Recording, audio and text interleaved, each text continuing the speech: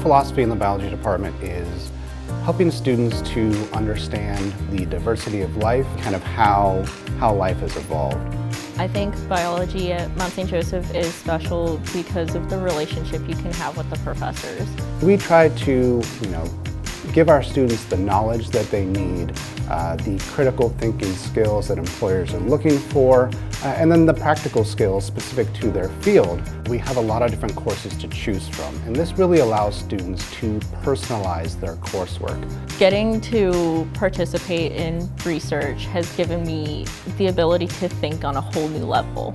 We were validating a therapeutic biomarker for the rare muscle disease GNE myopathy. After learning, okay, this is what research actually is, has really given me a whole new outlook in problem solving.